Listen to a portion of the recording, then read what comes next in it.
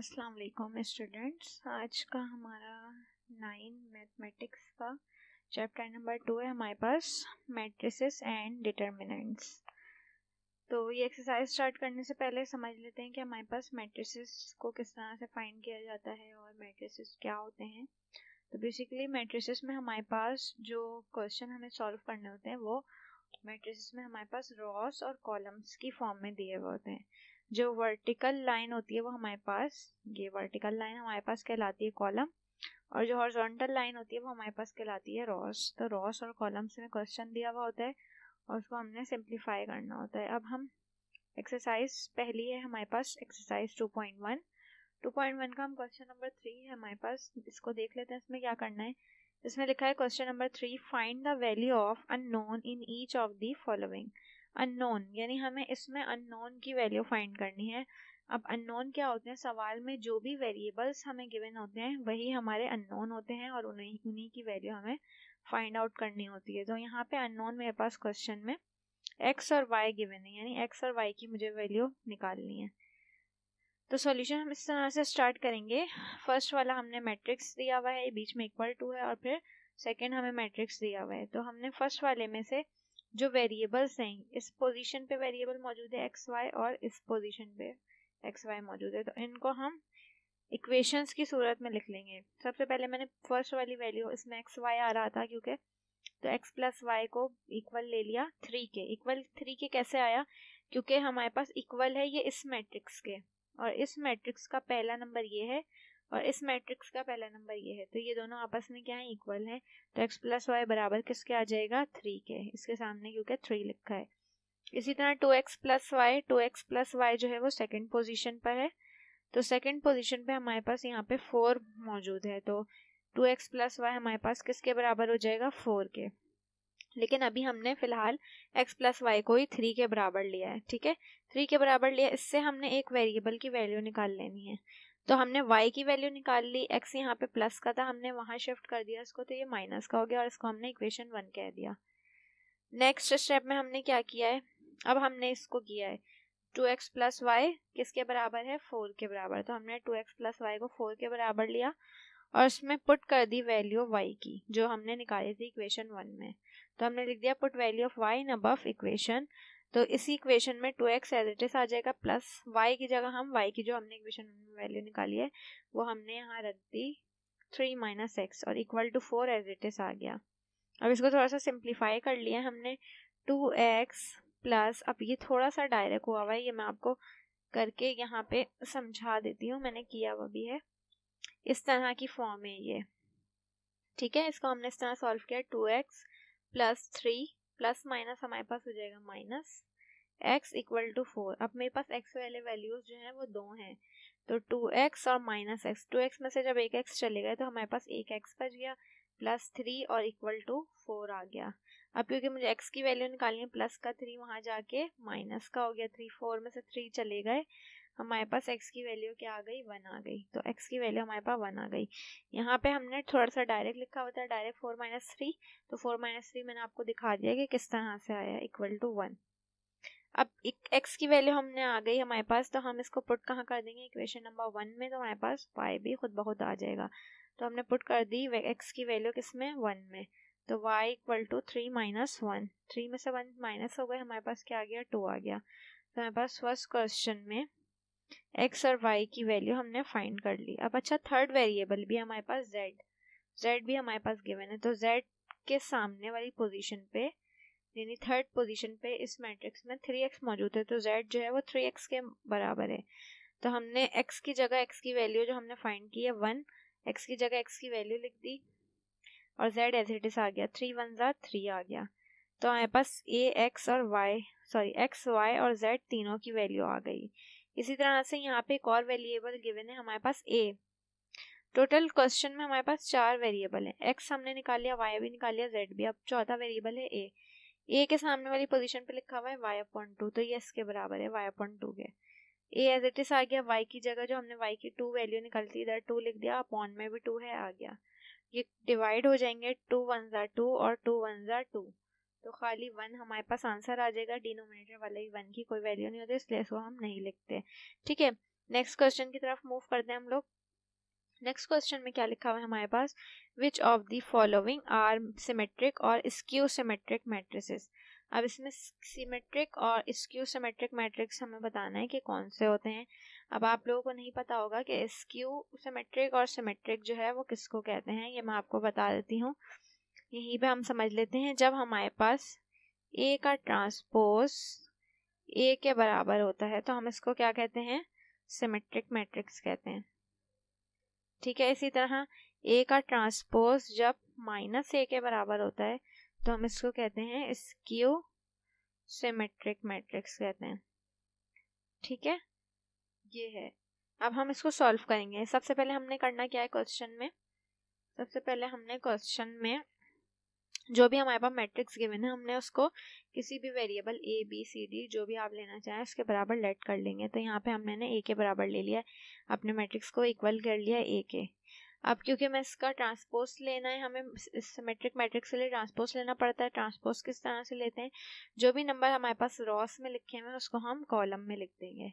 तो first raw मेरे पास ये 0 -5 -6, इसको मैंने कॉलम में लिख दिया। सेकेंड रॉ को भी मैंने कॉलम में लिख दिया, थर्ड रॉ को भी मैंने कॉलम में लिख दिया।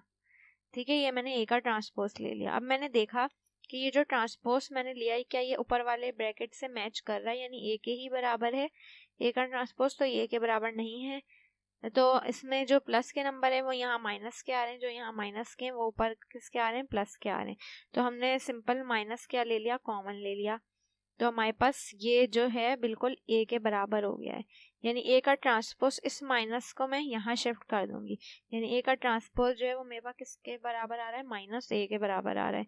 तो ये क्या हो गया हमारे पास, स्क्यू सिमेट्रिक मैट्रिक्स हो गया। नेक्स्ट जो है पार्ट बी, इसमें भी हम अपने मैट्रिक्स को ए के बराबर हमने लेट कर लिया है, फिर इसका मैं क्या लूंगी, ट्रांसपोज लूंगी। तो इसको रॉ को मैंने किस में लिख दिया, कॉलम में लिख दिया। सेकेंड रॉ को भी मैंने कॉलम में लिख दिया, थर्ड रॉ को भी मैंने कॉलम में लिख दिया, इक्वल टू ए। अब ये जो ए का ट्रांसपोज है वो बिल्कुल एज इट इज ए के जैसे ही नंबर आ गया, यानी ट्रांसपोज जो है वो किसके बराबर हो गया, ए के बराबर हो गया। तो ये सिमेट्रिक मैट्रिक्स है हमारे पास। ठीक है, क्वेश्चन नंबर 3 हम देख लेते हैं। नेक्स्ट क्वेश्चन हमारे पास दिया हुआ है, find the index of the following nilpotent matrix. Nilpotent matrix है हमारे पास और उसका हमने इंडेक्स निकालना है। इंडेक्स निकालने का आसान तरीका ये होता है, सबसे पहले हम क्या करेंगे कि अपने जो भी मैट्रिक्स दिया हुआ उसको ए के बराबर या बी के बराबर किसी भी वेरिएबल के बराबर लेट कर लिया हमने। लेट करने के बाद हम उसको उसी मैट्रिक्स से, जब हम इंडेक्स लेते हैं तो उसको उसी मैट्रिक्स से अगेन मल्टीप्लाई करवाते हैं। तो एक मैट्रिक्स गिवन था तो ए को ए से ही मैंने मल्टीप्लाई करवाना है। तो यहाँ पे मैंने ए स्क्वायर हो गया, ए को ए से मल्टीप्लाई करेंगे तो 2 दफ़ा ए का ब्रैकेट हमने उतार दिया। अब मल्टीप्लाई करने का आसान तरीका समझ लेते हैं। हमारे पास यहाँ पे डायरेक्ट स्टेप हुआ है, मैं आपको बता देती हूँ। यहाँ पे सॉल्व करके मल्टीप्लाई करने का तरीका हम देख लेते हैं। यहाँ पे फॉर एग्जांपल हमारे पास जो मैट्रिसेस है वो है हमारे पास 0 0 0 और 1 0 0 0 1 0, और यहाँ पे भी एज इट इज वही मैट्रिक है 0 0 0 1 0 0 0 1 0। ठीक है, इसको आप मल्टीप्लाई जब भी हम करते हैं मैट्रिक्स को, आप एक दफ़ा समझ लें, इंशाल्लाह ये बात आपको याद रहेगी और हर सवाल में ही यूज़ हो रही होती है, क्योंकि मैट्रिक्स की मल्टीप्लिकेशन। तो हम आसान तरीका इस तरह से करते हैं, पहले हमने ये फर्स्ट अपना कॉलम उतार लेना है। फर्स्ट कॉलम में उतार लूँगी ब्रैकेट में 0 0 एंड 0। ठीक है, फर्स्ट कॉलम उतारने के बाद इसको मैं सबको फर्स्ट वैल्यू से बराबर में, जो मेरे पास फर्स्ट वैल्यू उससे करूँगी मल्टीप्लाई। तो मैंने सबको 0 से कर दिया मल्टीप्लाई। बीच में मैं क्या लगाऊंगी, प्लस लगाऊंगी। इसी तरह मैं सेकंड कॉलम उतार लूंगी। सही है, सेकंड कॉलम उतार लूंगी अब ब्रैकेट में 1 0 0। अब इसको हम किससे करेंगे, इस सेकंड वैल्यू से करेंगे मल्टीप्लाई सबको। तो हमने 0 0 0 से मल्टीप्लाई कर दिया, बीच में अगेन प्लस लगाया हमने। अब मैं कौन सा कॉलम उतारूंगी, थर्ड कॉलम उतारूंगी। थर्ड कॉलम में मेरे पास क्या है, 0 1 और 0। अब मैं इसको किस वैल्यू से मल्टीप्लाई करूंगी, थर्ड वैल्यू से करूंगी मल्टीप्लाई। सबको मैं 0 से कर रही हूँ मल्टीप्लाई। ठीक है, अब मैंने तीनों कॉलम्स को कर लिया मल्टीप्लाई, बीच में क्या आ जाएगा, स्पेस आ जाएगा। अब अगेन फर्स्ट कॉलम से दोबारा स्टार्ट करेंगे, अगेन फर्स्ट कॉलम उतारेंगे हम 0 0 0 और इसको इस वाले नंबर से करेंगे मल्टीप्लाई 1 से सबको। इसी तरह बीच में प्लस आ गया।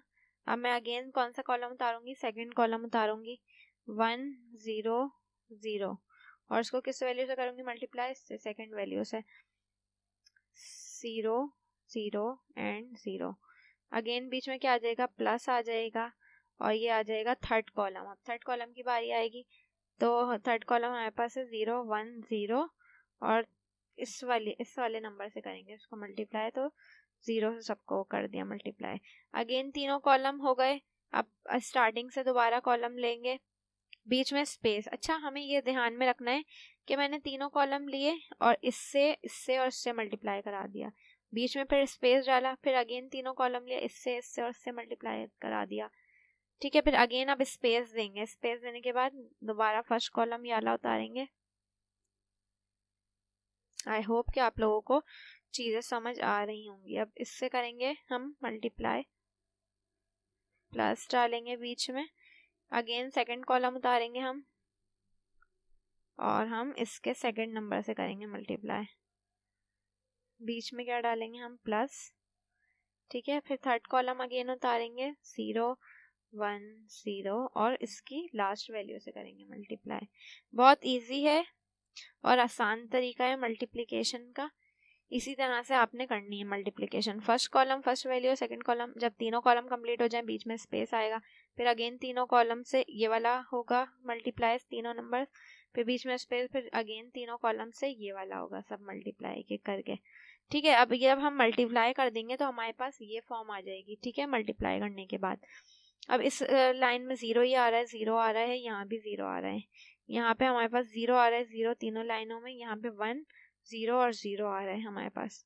तो हमने देखा कि हमने a को a से मल्टीप्लाई किया, यानी a स्क्वायर मेरा a के बराबर नहीं आ रहा है, a के बराबर हमारा। अच्छा, हमें निलपोटेंट मैट्रिक्स बनाना है। निलपोटेंट मीन्स जिसके सारे एलिमेंट्स जो हैं वो अंदर के क्या हो, 0 हो। तो हमारे पास ये नहीं बना, तो अगेन हम इस वाले ब्रैकेट को यानी a स्क्वायर को हम अगेन किससे मल्टीप्लाई कराएंगे, a से। a का ब्रैकेट हमारे पास ये है जो दिया हुआ था सवाल में, तो ये a स्क्वायर वाला मैंने ब्रैकेट उतारा और a से मल्टीप्लाई करा दिया। मल्टीप्लाई कराने का वही सेम प्रोसीजर है जिस तरह से मैंने अभी आपको बताया। तो हमारे पास ये मैट्रिक्स आ जाएगा, तो निलपोटेंट मैट्रिक्स मेरे पास बन गया। निलपोटेंट मैट्रिक्स मेरे पास कब बना है, जब मैंने a की पावर मेरी क्या आई है, 3 आई है, तो a क्यूब बना है मेरे पास निलपोटेंट मैट्रिक्स। तो हैविंग इसका इंडेक्स क्या हो जाएगा, इसका इंडेक्स हो जाएगा 3 हो जाएगा। ठीक है, नेक्स्ट क्वेश्चन देख लेते हैं हम। नेक्स्ट क्वेश्चन में भी हमारे पास एक मैट्रिक्स गिवन है और वही काम हमने अगेन करना है, इसको इसी मैट्रिक्स से मल्टीप्लाई करना है। ठीक है, मल्टीप्लाई के स्टेप्स मैं आपको बता चुकी हूँ, देखें अगेन वर्बली बता देती हूँ किस तरह से होगा मल्टीप्लाई। पहला कॉलम से पहला डिजिट होगा मल्टीप्लाई, फिर अगेन बीच में क्या आ जाएगा, प्लस, फिर सेकंड कॉलम से सेकंड डिजिट होगा मल्टीप्लाई, बीच में क्या आ जाएगा, प्लस, फिर अगेन थर्ड कॉलम से ये वाला थर्ड वाला होगा डिजिट मल्टीप्लाई। जब तीनों कॉलम्स हो गए यूज, बीच में क्या आ जाएगा, स्पेस, अगेन फर्स्ट कॉलम से ये नंबर, सेकंड से ये और थर्ड से ये होगा मल्टीप्लाई, फिर स्पेस आ जाएगा, फिर थर्ड कॉलम उतारेंगे, थर्ड कॉलम से पहले ये होगा मल्टीप्लाई, फिर ये और फिर ये। ठीक है, तो इस तरह से हमारे पास ये फॉर्म आ जाएगी। जब हमने इसको प्लस माइनस कर लेंगे तो तमाम एलिमेंट्स हमारे क्या बन जाएंगे, 0 बन जाएंगे।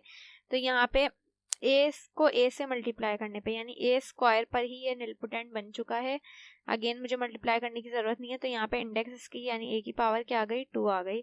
तो हैविंग इंडेक्स क्या आ गया, इसका 2 आ गया। ठीक है, यहाँ 2 मैंने लिखा हुआ है। इसका नेक्स्ट अच्छा क्वेश्चन नंबर 8 है, हम देख लेते हैं। क्वेश्चन नंबर 8 में हमें क्या करना है, find the period of the following matrix. अब इसका हमने पीरियड निकालना है। पीरियड अब क्या होता है, पीरियड भी समझ लेते हैं। हमारे पास सबसे पहले जो मैट्रिक्स दिया हुआ है, यहाँ पे मैंने एक लाइन लिखी हुई है, इफ k + 1, इफ a की power k + 1 equal to a, then a is periodic matrix having order k। ठीक है, यानी हमने सबसे पहले काम क्या करना है, जो भी मैट्रिक्स है हमारे पास उसको किसी भी वेरिएबल के बराबर लेट करना है लेट कर लिया हमने a के बराबर, फिर उसको उसी से मल्टीप्लाई कराना है, उसी मैट्रिक्स से वही इंडेक्स वाला काम करेंगे सेम। इसको इससे मल्टीप्लाई हमने करवाया तो हमारे पास ये फॉर्म आ गई। इसको हमने सिंप्लीफाई कर लिया, ये नंबर्स आ गए हमारे पास। इसको हमने आंसर a स्क्वायर आ गया, फिर अगेन इसको a से मल्टीप्लाई कराया। हमने असल में यही मैट्रिक्स बनाना है जो हमारे पास सवाल में गिवन है, सवाल में जो गिवन है यही हमारे पास आंसर आना चाहिए। तो a को मैंने जब a से किया a स्क्वायर वाला मैट्रिक्स ये है, ये मेरा क्वेश्चन नहीं है, इसलिए मैंने अगेन दोबारा a से मल्टीप्लाई कराया तो मेरे पास ये वाली फॉर्म आ गई।